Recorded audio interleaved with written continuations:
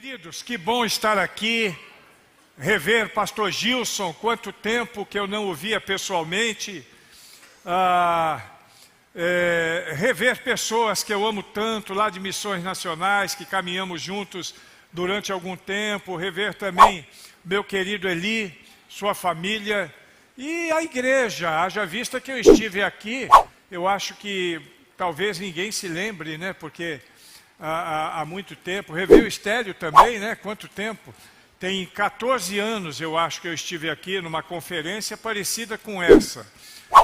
Agora com uma outra dinâmica, né? A coisa está bem mais bonita. Como diria o pastor Gilson Breder, vocês são lindos, né? E a gente está feliz por poder estar aqui com vocês. Eu fico até meio constrangido, porque quando eu vejo, eu até estava conversando com o pastor ali, quando eu vejo tanta gente competente como eu estou vindo aqui, eu fico constrangido de estar aqui à frente para oferecer alguma coisa. Meu constrangimento só não é maior, porque eu sei que o que eu vou trazer aqui não vem de mim mesmo. Então, nesse sentido, eu posso ficar tranquilo. Agora que eu fico até meio envergonhado, eu fico, né? Mas graças a Deus que nos dá vitória em Cristo Jesus. Eu trouxe um videozinho aí, é um vídeo caseiro, um vídeo curtinho, caseiro. Ele não tem a qualidade que vocês mereciam, mas eu não consegui capturá-lo de outra forma. E eu gostaria, por favor, que fosse colocado o vídeo com o qual eu quero introduzir a minha fala de hoje, que vai ser um tempo de desafio para todos. Você assistiu Lista de Schindler? Quantos aqui já viram esse filme? Aqueles que não viram, eu sugiro que vejam. Ele é muito interessante. E essa cena, na minha opinião, é uma das cenas que mais marca todo o enredo do filme. Esse homem, Oskar Schindler, que é apresentado neste filme, foi um negociante na época da Segunda Guerra, que ele lucrou muito com a guerra, né? Ele usava o trabalho de judeus que eram vítimas do movimento nazista que estava oprimindo o mundo todo na época, e até que em determinado momento ele em Auschwitz, né, ele viu o que faziam com aquelas pessoas, e ele acabou sendo tomado de compaixão. E mesmo sabendo que ia abrir mão, que ia perder o seu lucro, ele começou a salvar pessoas da seguinte maneira: ele fez uma lista, e naquela lista ele incluía pessoas que seriam libertas daquele campo de concentração para, teoricamente, trabalhar com ele. E aí o filme se desdobra nessa direção, ele é muito interessante. E nessa cena, e ainda tem outra cena que é bem bacana, que é depois dessa, nessa cena ele chora, porque ele percebe que ele podia ter feito um pouco mais.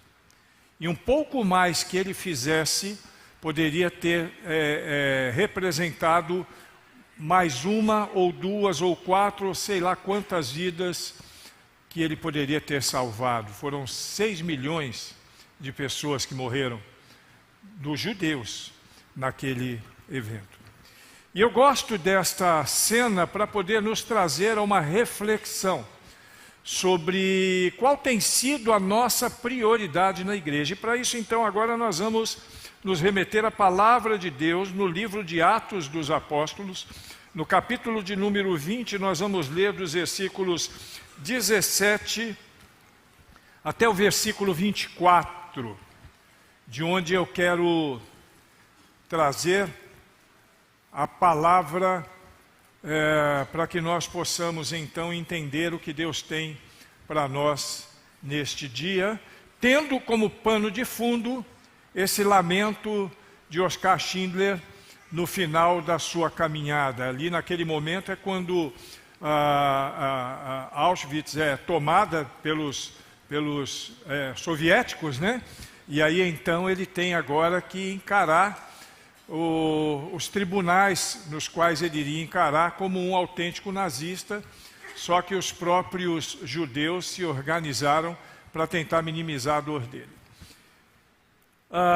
Atos capítulo 20, de 17 a seguir, nós lemos o seguinte: De Mileto mandou a Éfeso chamar os presbíteros da igreja, e quando se encontraram com ele, disse-lhes: vós bem sabeis como fui que me conduzi entre vós, em todo o tempo, desde o primeiro dia em que entrei na Ásia, servindo ao Senhor com toda humildade, lágrimas e provações, que pelas ciladas dos judeus me sobrevieram, e jamais deixando de vos anunciar coisa alguma proveitosa, e de vô-lo ensinar publicamente, também de casa em casa, testificando tanto a judeus como a gregos o arrependimento para com Deus e a fé em nosso Senhor Jesus Cristo. E agora, constrangido em meu espírito, vou para Jerusalém, não sabendo o que ali me acontecerá, senão que o Espírito Santo de cidade em cidade me assegura que me esperam cadeias e tribulações. Eu gostaria que todos juntamente comigo lessem o versículo de número 24. Vamos lá? Porém, em nada considero a vida preciosa para mim mesmo, contanto que complete a minha carreira e o ministério que recebi do Senhor Jesus, para testemunhar o evangelho da graça de Deus. Todo o povo de Deus a uma só voz diz: amém. Nesse texto aqui a gente vê Paulo já caminhando para o final do seu ministério, pelo menos ele já prevê que o seu tempo já está chegando ao fim.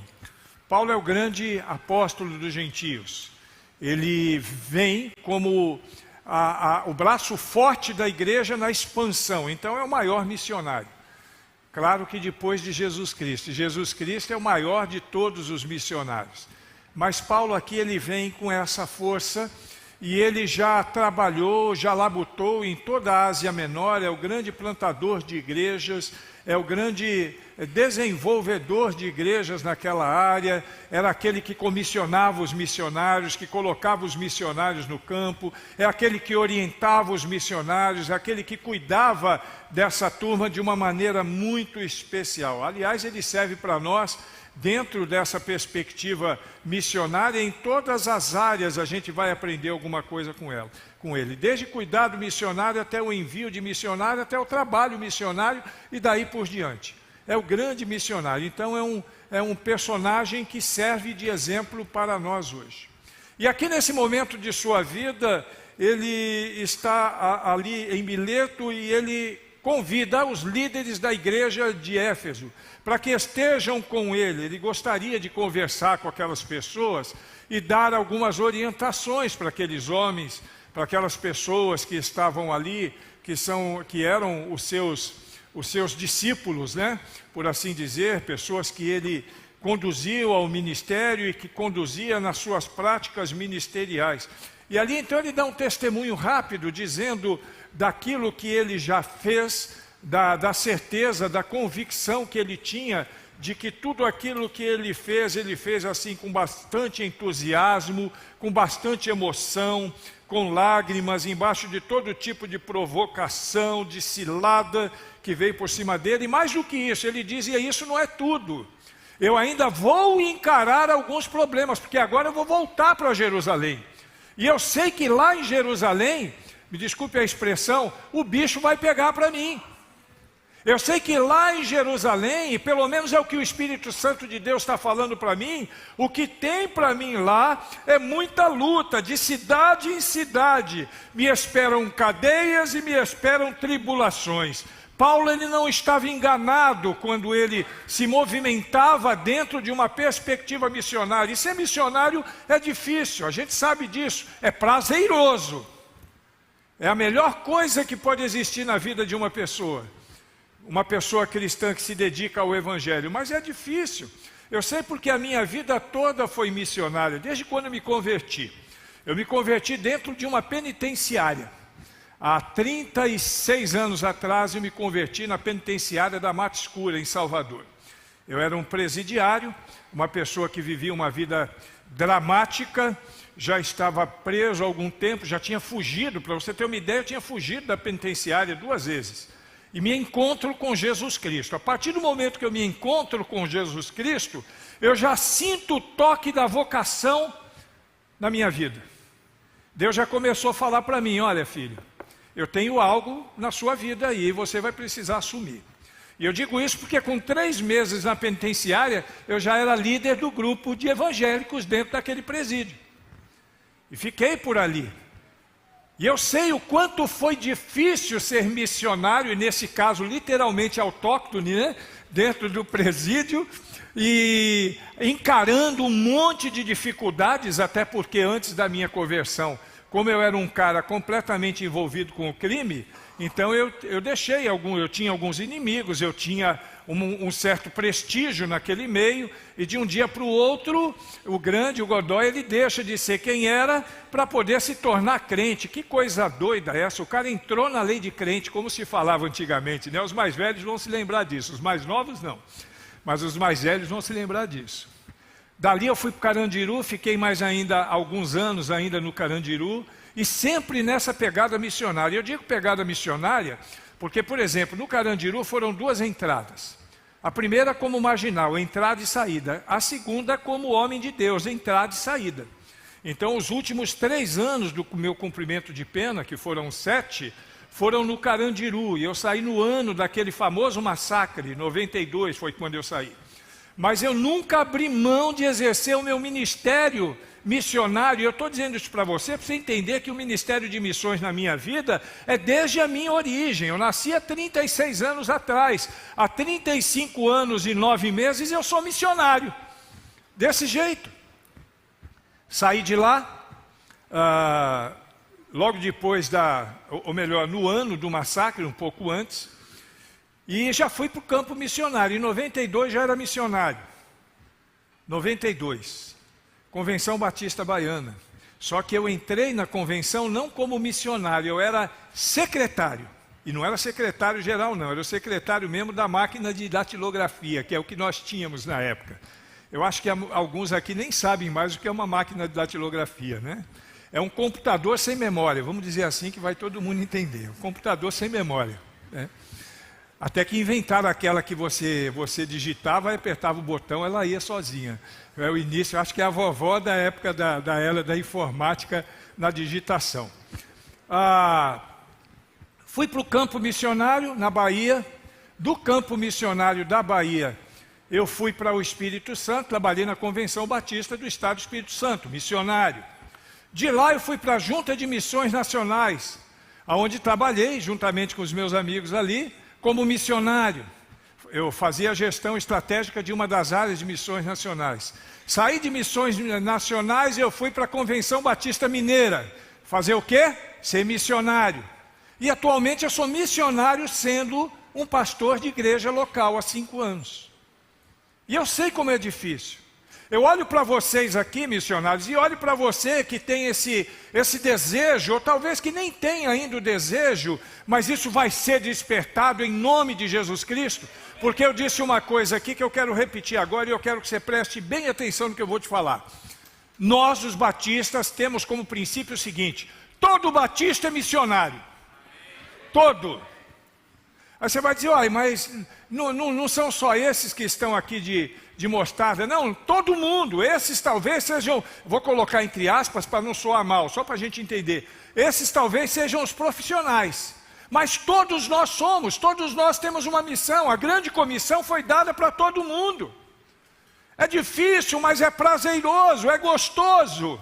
Que coisa boa quando você vê alguém se dobrar ao Evangelho de Cristo. Na minha caminhada em missões nacionais, por exemplo, quando nós começamos trabalhos missionários em alguns campos específicos, começamos um trabalho na Vila Mimosa, vocês lembram disso? Eu e minha esposa, quem sabe o que é Vila Mimosa aqui? Ninguém levanta a mão, né? Graças a Deus. Vila Mimosa é o prostíbulo mais antigo do Brasil. Lá no Rio de Janeiro, mais famoso também. E nós começamos um trabalho, eu pegava minha esposa e nós íamos para dentro do prostíbulo pregar o Evangelho. E lá é uma região onde o pessoal assim, não tem pudor nenhum. Na rua as mulheres andam nuas, É assim, é uma coisa mesmo escancarada. E eu cheguei com a minha esposa, nós treinávamos algumas igrejas, levávamos alguns voluntários conosco, íamos. Precisamos então de um lugar. E conseguimos um lugar. Uma mãe de santo que tinha uma boate LGBT, nos cedeu o espaço para nós fazermos culto. E fazíamos culto na boate LGBT, que era de propriedade de uma mãe de santo, lá dentro. Prazeroso, irmãos, o que nós vimos. Ficamos só um ano lá, que já foi na época mais ou menos da nossa saída de missões nacionais. Mas em um ano nós deixamos 2 PGMs funcionando dentro do prostíbulo. E eu quero dizer para você, parece meio absurdo, né? Mas dessas mulheres, inclusive algumas fazem parte hoje do coral da 4ª Igreja Batista do Rio, lá do pastor Lúcio.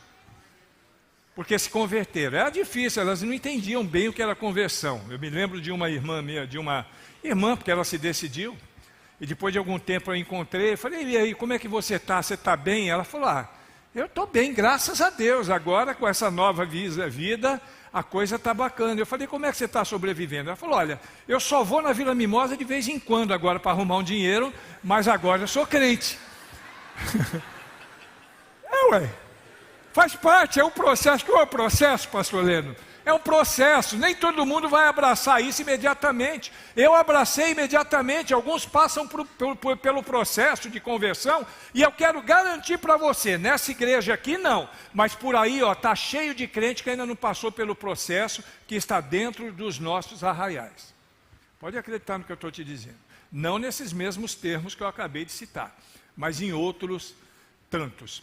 Mas eu estou te dizendo isso porque esse é Paulo, e Paulo está vivendo isso. Ele sabe e está testemunhando. É como se ele estivesse, como se fosse o pastor Gilson aqui, o pastor Leno, juntando os missionários e falando, a coisa vai ficar difícil, se prepare porque é loucura. Mas aí ele vem com essa palavra aqui que arrebenta o coração de cada um, de qualquer um. E eu espero que essa palavra arrebente o seu coração agora. É o versículo de número 24. Em nada considero a vida preciosa para mim mesmo, contanto que complete a minha carreira e o ministério que recebi do Senhor Jesus para testemunhar o evangelho da graça de Deus. Isso aqui arrebenta qualquer um. Aqui arrebenta qualquer um, porque aqui está falando de 3 coisas específicas. Não adianta, eu não queria falar de forma teológica, mas como batista já fui para os 3 pontos já, sem querer. Já caí de cabeça lá. Mas são 3 coisas específicas que nós precisamos aprender com Paulo aqui, nessa noite. Ele está falando de prioridade, ele está falando de foco, e ele está falando de missões.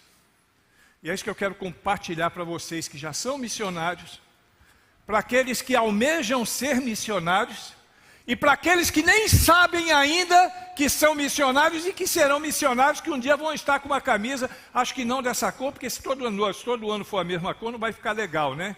Quem sabe de outra cor no ano que vem, vestindo essa própria camisa. Prioridade, foco e missão. Preste atenção. Em nada considero a vida preciosa para mim mesmo. Olha que coisa interessante. É como se ele estivesse falando assim. Não tem nada na minha vida que seja mais valioso do que isso. Prioridade. A prioridade de Paulo. E aqui eu vou colocar num contexto para não pular as etapas da mensagem, só para você entender. É viver para a glória de Deus. Essa é a prioridade dele. O que ele está dizendo assim, não tem nada mais importante na minha vida. O que é mais importante na sua vida como um crente em Jesus Cristo, irmãos? Pastor, para mim é vir na igreja no domingo. É entregar minha oferta missionária de 4 em 4 meses. Ou é entregar o meu dízimo. Ou não dar mau testemunho. Está errado, irmão. A prioridade na sua vida deve ser viver para a glória de Deus em todas as áreas da sua história. Todas as áreas. Prioridade, é o que Paulo está dizendo, não tem nada mais importante. O que é mais importante para você do que viver para a glória de Deus?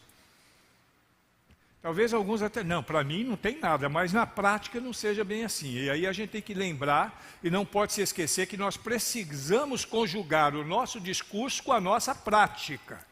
A nossa ferramenta de conjugação do nosso discurso tem que ser a nossa prática.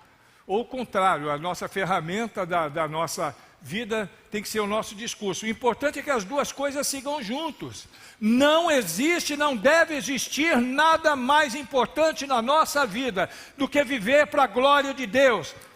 Oscar Schindler chega no final da vida. Ele não salvou só 1.200 pessoas, não. Graças a ele, milhões de pessoas foram salvas. Pense nos descendentes daqueles 1.200. O outro filmezinho, talvez eu traga amanhã, vai exatamente mostrar isso. As pessoas que ele salvou e seus descendentes. Milhares de pessoas. Porque ele teve como prioridade se envolver na causa que ele abraçou. Uma causa que lhe custou caro. Na medida em que ele fazia aquela lista, e quem já assistiu o filme sabe do que eu estou falando, aparecia uma pessoa lá que tinha dificuldade, que não conseguia fazer absolutamente nada, e os nazistas simplesmente executavam. Não dá para fazer nada não? Pau. Mas ele dava um jeitinho de alocar a pessoa na lista, e ele colocava os nomes de pessoas que não tinha nada a ver naquela lista, e com isso ele corria risco, ele tinha que pagar propina, ele deixava de ganhar dinheiro, porque ele estava disposto a pagar o preço. Sabe por que ele estava disposto a pagar o preço? Porque na vida dele não tinha nada mais importante do que fazer o que ele estava fazendo, salvar vida de judeus que estavam morrendo a cada dia, e nós precisamos ter esse mesmo sentimento, e hoje não é de judeus não, é da humanidade toda, porque o que nós temos é o Evangelho de Cristo que salva a vida de qualquer pessoa. E eu preciso ter isso como prioridade, eu preciso envolver a minha vida nisso, eu preciso envolver meus recursos nisso, eu preciso envolver a minha expertise nisso, os meus talentos, os meus dons, eu preciso envolver tudo, porque em nada tenho a minha vida mais preciosa para mim mesmo, que não seja viver para a glória de Deus. É o que você tem feito, irmão. Esse tipo de avaliação, ele é pessoal. Eu não posso avaliar, eu sou pastor de uma igreja local, pequenininha, tem 150 membros. Eu sei, claro que eu conheço o movimento dos membros da minha igreja, mas a intimidade de cada um deles com Deus eu não conheço. E nem quero conhecer, nem posso conhecer. Então a nossa intimidade com Deus, quem conhece somos nós mesmos. Eu sei que para mim, isso eu posso dizer, sem hipocrisia, sem mentiras, com autenticidade, para mim é prioridade, tem sido nos últimos 36 anos. Quando eu entreguei minha vida a Jesus, lá na penitenciária, eu entendi que a partir dali eu tinha que ser deixar de ser um mensageiro das trevas para ser um mensageiro da luz. E sou até hoje para a glória de Deus. Posso dizer, até aqui tem me ajudado o Senhor. Nessa caminhada toda. Em outros campos, não só lá no prostíbulo. Quando nós começamos um trabalho, Sandro deve se lembrar, lá na favela de Paraisópolis, em São Paulo. E nós tínhamos um missionário que fazia um trabalho bem tímido lá, pastor Leno. Porque o missionário era rapper. Mas ele estava enquadrado num pastor batista. E ele tinha uma igrejinha pequenininha lá no interior, em Votuporanga, se eu não me engano. E ele caiu na minha equipe, eu tinha que pastoreá-lo, eu tinha que ajudá-lo, gerenciá-lo. E quando eu percebi qual era a pegada do cara, eu falei, eu tenho um desafio para você. Eu quero te levar para São Paulo. Agora você vai ser o pastor do rap. O cara quase que morreu do coração. Ele falou, esse camarada é doido. Aí eu levei ele para a segunda maior favela de São Paulo, Paraisópolis. Arrumei um parceiro lá, pastor Carlos Jones, lá da igreja Batista do Brooklyn. Conversei com ele, apesar de ser extremamente conservador, topou o nosso projeto. E eu levei ele, e ele falou, agora eu vou fazer o quê? Eu falei, o que você sabe fazer? Ele falou, só sei cantar rap. Eu falei, cante rap. começou a cantar rap no meio da favela. Você lembra disso, né? Vocês lembram, com certeza. Começou a cantar rap, daqui a pouquinho, agora rap com uma letra gospel, né? Não é essas coisas absurdas que tem por aí, não. Dali foi para uma escola, da escola nós arrumamos um espaço e alugamos. O pessoal começou a chamar, é a vovó das igrejas da Parede Preta, viu? Naquela época não tinha, não. Aquela eu acho que foi uma das primeiras.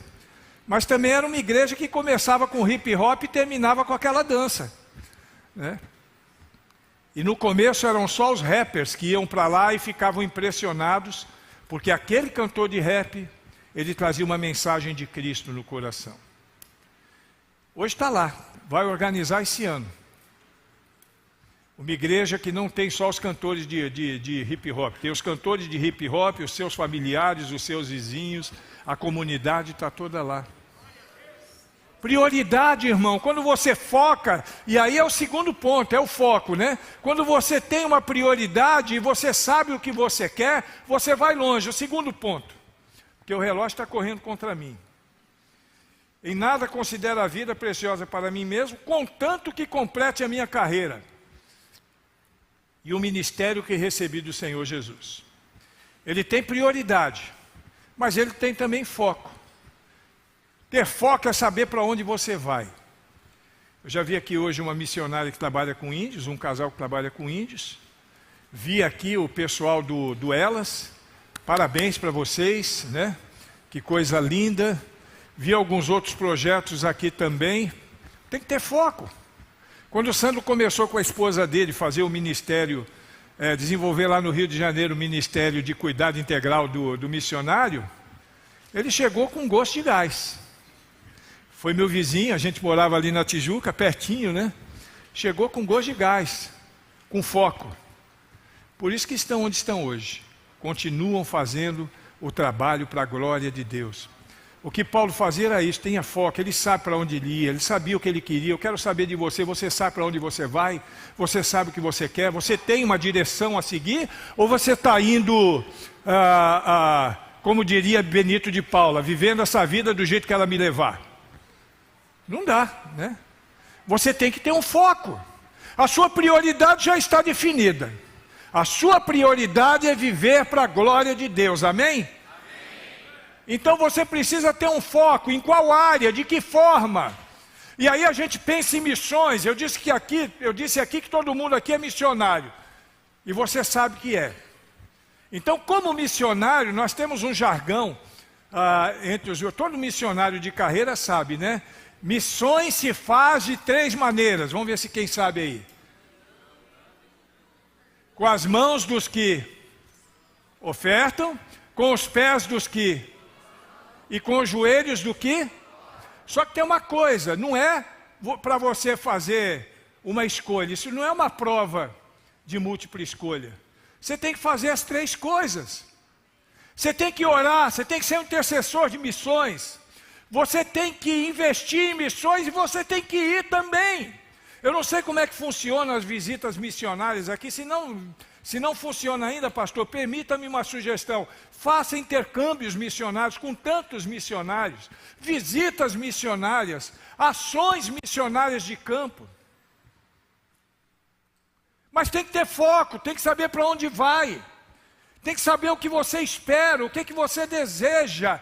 Esta igreja é uma igreja abençoada, em termos missionários. Mas aí vamos lembrar os cachinhos de ler de novo. Eu podia ter salvado mais um. Eu podia ter feito um pouquinho mais. Quantas pessoas teriam tido mais chances se eu tivesse investido um pouquinho mais do meu tempo, da minha expertise, dos meus recursos? Você entende isso, irmão? Foco na sua vida tem que ser crescer. A igreja não é estática. Desde a sua fundação, a igreja é dinâmica. É um organismo vivo. E um organismo vivo, todo mundo sabe que ele cresce, ele se multiplica, as células se multiplicam. Então, isso tem que crescer. Se a igreja está crescendo, a igreja somos nós. Nós temos que crescer. Se a igreja está desenvolvendo, nós temos que desenvolver, nós temos que caminhar, nós temos que cada vez buscar mais, e mais, e mais, e mais. Oscar Schindler olha para aquele carro dele e fala, eu rodando com esse carro aqui, 10 vidas aí nesse carro. Esse broche de ouro, 2 vidas, quem sabe uma, mas já valia a pena. E tem crente, irmão, nessa igreja não, mas por aí está cheio. Tem crente que gasta mais com Coca-Cola, pizza e hambúrguer do que com missões. Aqui não, que eu sei que aqui o pessoal chega junto. Mas tem crente por aí que é assim, gasta mais com pizza do que com missões. Irmão, eu posso ser um pouco duro? Uma falinha só? Não vou fazer isso não. Toma vergonha, irmão, em nome de Jesus Cristo.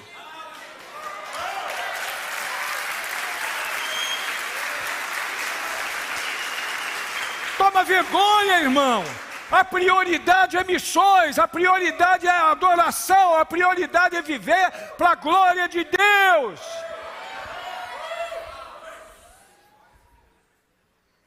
Paulo está indo para a roubada, vamos dizer assim, né? O Espírito Santo já falou, você vai porque quer. O negócio vai ficar pequeno por lá. Mas ele não fala, eu vou pensar se eu vou orar se eu vou. Ele fala, eu vou. Eu vou. Nós temos que ir, irmãos. Temos que investir mais. Quanto é que você está investindo em missões? Pastor, a minha igreja, no campo daqui do Mato Grosso e Mato Grosso do Sul, é a igreja que mais colabora com missões. Que bênção, irmãos. Mas você pode salvar mais um. Pode salvar mais 2, ou 4, ou 10. Às vezes um investimentozinho a mais. Você faz ideia. Gestor de missões e pastor da igreja. Você faz ideia quantos sonhos missionários ainda estão em ebulição no coração desses homens? Ou não? Eu falo porque eu sou pastor, se eu estiver errado você me corrige, pastor. Quantos sonhos missionários nós poderíamos fazer mais? Poderíamos agir de tal forma que alcançaríamos mais e mais e mais pessoas. Se tivermos foco, agora para ter foco tem que ter prioridade, porque só vai investir quem tem prioridade, só vai abrir mão de sua vida para ser missionário quem tem prioridade. Amém ou não amém, irmão? Desse jeito. E aí agora lembrando uma fala, ele estava me lembrando ali uma fala que eu falei na memorial há muito tempo atrás, que ele disse que ficou gravada lá, vou falar aqui agora. Só vai quem aguenta, se não aguenta nem entra, irmão.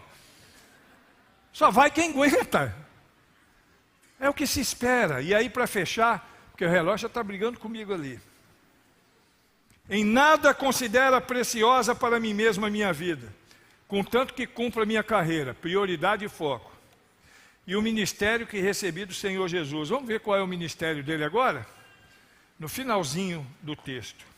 Testemunhar o evangelho da graça de Deus. Repita comigo, meu ministério principal é testemunhar o evangelho da graça de Deus. Agora só se for verdade na sua vida. Meu ministério principal é testemunhar o evangelho da graça de Deus. Você percebe que tudo converge para isso? Tudo converge para isso. Na nossa relação cristã, a nossa ação mais importante é a adoração, que nos remete a uma relação vertical.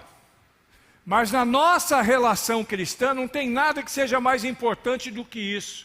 Testemunhar do evangelho da graça de Deus, porque quando eu testemunho do evangelho da graça de Deus, as pessoas abrem o coração para Jesus, e quando a pessoa abre o coração para Jesus, Jesus entra, Jesus habita, Jesus transforma e restaura.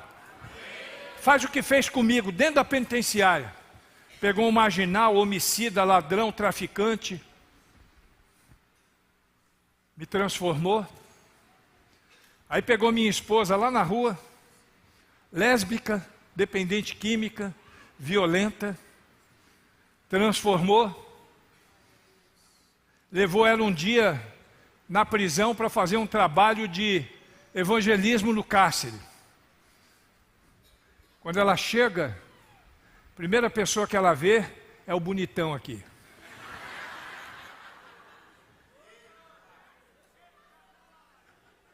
E aí foi legal, pastor. Eu vou terminar com essa história, para poder mostrar a importância do Evangelho. Ela disse que nunca tinha ido no presídio, tinha se convertido numa Assembleia de Deus, e convidaram ela para ir, ela foi. E ela chegou, ela disse que quando entrou no presídio, a primeira pessoa que ela viu fui eu, porque eu era líder e eu fazia a recepção dos evangelistas, né, dos que vinham no final de semana. Aí na hora que ela chegou, ela entrou, ela olhou para mim, ela disse que Deus falou no coração dela: esse é o cara.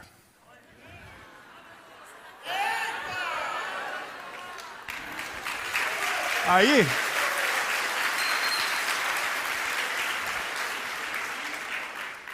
e ela ficou sem graça. O que é que eu faço agora? Né? Tá, e aí, o que é que eu faço agora? Ela falou: vou ficar quieta. Já pensou? Nunca veio no presídio, encontro um esbugalhado feio desse aí na minha frente. Esse é o cara, eu não estou entendendo. Mas ela falou para as coleguinhas dela, Rosinha, Heleninha e Claudinha. E na hora do culto, a gente ficava perfilado, e essas irmãs, elas sempre faziam o culto conosco, e a Claudinha era uma pessoa que gostava muito de mim. E a Claudinha querendo me falar, mas não podia romper, né, a fidelidade com a colega, que pediu para ela não falar para ninguém. E aí nós perfilados ali, a Claudinha olhava para mim e fazia assim. E eu não entendia, eu fazia assim. E ela olhava de novo e fazia, ó. Não entendia. Como eu não entendia, na época, pastor Estélio, eu era pentecostal, daqueles bem reteté mesmo, né? Aí ela pegou e usou um argumento infalível. Chegou para mim e falou no meu ouvido: ó, aquela irmã tem uma revelação para você. Tipo assim, botou ela na berlinda, né? Eu não vou falar nada não, mas aí você se resolve com ele depois. E aí chegou, aí eu fiquei ouriçado, né? Eu queria saber o que era. Chegou no final do culto, na hora do pessoal ir embora, eu chamei a irmã: irmã, faça favor, irmã. Paz do Senhor, paz do Senhor. Eu soube que a irmã tem uma revelação para me dar. Ela ficou sem graça, pastor. Olhou para mim. Falei: eu tenho. Eu falei: então diga, o que que Deus te revelou? Ela falou assim: Deus me revelou que eu vou me casar com você. Na lata, irmão. Aí quando ela falou aquilo, eu olhei para ela e falei assim: vigia, irmã, em nome de Jesus, vigia. Ela era pentecostal, eu era mais ainda. Vigia, Deus tem que falar comigo. Aí a irmãzinha ficou toda sem graça, baixou a cabeça, saiu de mansinho. Amém, irmão, paz do Senhor. E eu voltei para a cela: paz do Senhor, irmã. E ela saiu do presídio, ela disse que saiu do presídio dizendo assim: eu nunca mais volto nesse lugar, Deus me livre.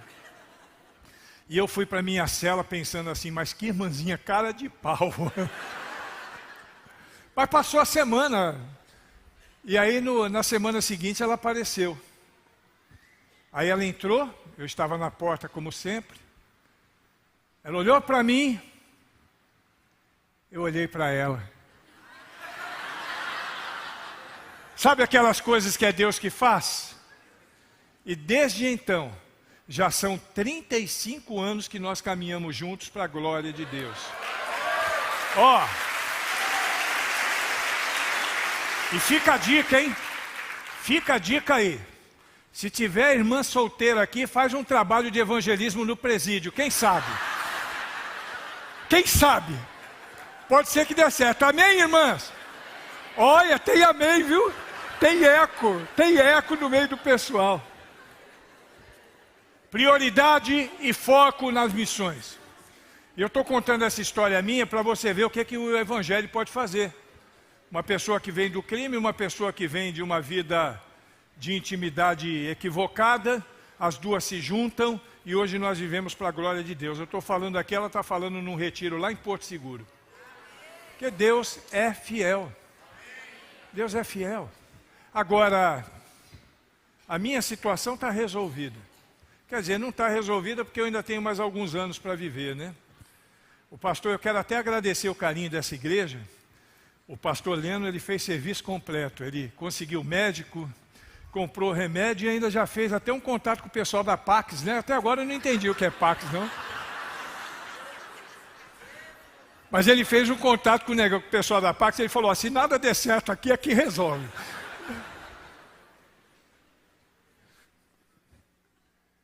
Evangelho, irmãos, é envolvimento. Você tem que se envolver mais. Tem que se dedicar mais. Eu não sei quanto do seu recurso você investe em missões. Eu não sei quanto do seu tempo, que é o recurso mais escasso que nós temos, você investe em missões. Eu não sei quanto da sua competência cognitiva, acadêmica, seja lá o quê, quanto da sua competência, do seu entendimento você investe em missões. Mas eu quero dizer que mesmo não sabendo quanto, eu tenho certeza que dá para colocar mais um pouquinho. Dá ou não dá? Um brochezinho mais uma vida. Um carrinho mais 10.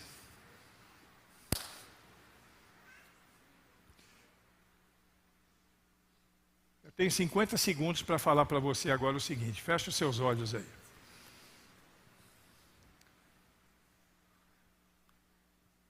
Cadê aquele fundinho musical que é característica de crente batista? Ah, está ali. Se não tiver isso, não é batista. Está na hora de você ser despertado. Conferência missionária, fazendo missões na sua cidade, no Brasil e no mundo. Carece de vidas que estejam dispostas aí como Paulo foi. Que tenham prioridade, que tenham foco, que estejam prontos para caminhar para a glória de Deus. Eu quero perguntar para você, você está pronto para isso? Você está satisfeito com o que oferece para Deus ou tem alguma coisa a mais para oferecer? Vou pedir para todo mundo ficar de pé, porque eu quero fazer um desafio aqui. Se você está satisfeito com o que você já tem feito, e se você não entende que de alguma forma essa palavra de hoje foi diretamente focada em você, você não precisa fazer nada. Agora, se você entende que Deus está falando com você, é comigo que Deus está falando, pastor. Se não tivesse mais ninguém aqui hoje, só você falando aí, eu aqui ouvindo, eu não teria dúvida que Deus está falando comigo. Então quero que você feche os seus olhos. Coloque a mão sobre o seu coração agora. E fale com Deus. Fale com Deus aí. Diga para Deus, olha Deus, eu precisava tomar uma sacudida dessa. Dando risada, ouvindo história da vida dos outros. Mas eu precisava tomar uma sacudida. Vendo um pedaço de um filme que não tem nada a ver com igreja, nem nada. Porque eu tenho que me dedicar mais. Só um pouquinho mais. Para que você não chegue no fim da sua jornada com o mesmo sentimento que Oscar Schindler chegou no final da jornada dele. Chorando, porque ele entendeu que podia fazer mais. Coloca a mão no coração. E diga para Deus agora, você e Deus. Esse momento é você e Deus. Diga para Ele assim, Senhor, em nome de Jesus Cristo, eu quero melhorar o meu envolvimento missionário nesta causa que eu abracei. Se eu estou nessa igreja hoje é porque o Senhor me colocou aqui. E se o Senhor me colocou aqui é porque o Senhor tem propostas para a minha vida aqui. E eu quero envolver-me mais. Se você é missionário, diga assim, eu quero me envolver mais na minha área, na qual o Senhor me colocou. Se você tem vocação, vamos colocar um QR Code aí agora, para que você depois entre nesse QR Code. É um QR Code no qual você vai poder descobrir caminhos que você pode trilhar para poder assumir o seu projeto missionário de vida. Diga para Deus assim, eu quero melhorar, eu quero crescer mais, eu quero me envolver mais, eu quero me dedicar mais, eu quero viver para a glória do Senhor. E eu quero dizer como Paulo, em nada tenho a minha vida mais preciosa para mim mesmo. em nada, absolutamente nada na minha vida é mais precioso do que cumprir o meu ministério, cumprir a minha carreira e o ministério que recebi do Senhor Jesus para pregar e testemunhar o evangelho da graça de Deus para a glória de Deus. Diz isso aí para Deus. E se você disse isso, mas não só por uma questão de dizer, mas assim com muita convicção de que Deus está falando com você, você vai vir aqui à frente que agora eu quero orar por você. Eu quero terminar orando por sua vida. Então, se você recebeu essa palavra como sendo especificamente para você, de uma maneira muito especial, eu quero que você venha aqui na frente que eu quero orar por você. Eu vou terminar agora orando por você. Você pode vir aqui, sem nenhum constrangimento. Isso não é exposição não, isso é uma forma de você dizer diante de Deus aquilo que você já está dizendo no teu coração. Mas dizer agora de maneira pública, porque quando você faz isso em público, parece que a coisa faz mais sentido. Não é isso, pastor? Então você pode vir. Se não der para vir aqui à frente, pode se ajoelhar pelos corredores aí, ou até no seu lugar mesmo. Mas é importante que você leve a sério isso que você ouviu hoje. É a primeira fala de várias. Aliás, não, o Sandro já falou, né? O Sandro já falou para missionários, mas teremos outras falas também nesse congresso, nessa conferência, porque Deus te trouxe aqui e quer falar com você. Pode vir, sai do seu lugar se você quiser e venha. E Deus vai fazer uma coisa linda na sua vida, eu acredito nisso. Você crê? Você crê? Deus vai fazer uma coisa linda na sua vida. Vamos orar. Ah, Deus querido, o Senhor é lindo. É tão bom estar na Tua presença. É tão bom poder falar em Teu nome, porque o que a gente fala aqui é para a glória do nome do Senhor Jesus. E falamos de verdades que emergem da Tua palavra para o nosso coração. E eu quero agora dedicar a vida destes irmãos e irmãs, não só esses que estão aqui à frente, mas outros que não vieram por motivos pessoais, mas que também estão ajoelhados em seus lugares, ou mesmo sentados ou em pé, que entendem a importância de ter como prioridade completar a carreira que o Senhor tem dado e viver para a glória do Senhor. O Teu Espírito Santo paire entre nós agora. E que o Teu Espírito Santo, que nos convence do pecado, do juízo e da justiça, encha o nosso coração e transforme a nossa vida. Cubra-nos de paz, de graça e de misericórdia, Senhor. Faz milagres em nossos corações. Dá-nos coragem de nos dedicarmos mais para a glória do nome do Senhor. Abençoa-nos, Senhor, hoje e sempre, em nome de Jesus. Amém. Levanta agora, abraça a pessoa do seu lado, você também. Abraça a pessoa do seu lado e diga assim: seja uma bênção em nome de Jesus.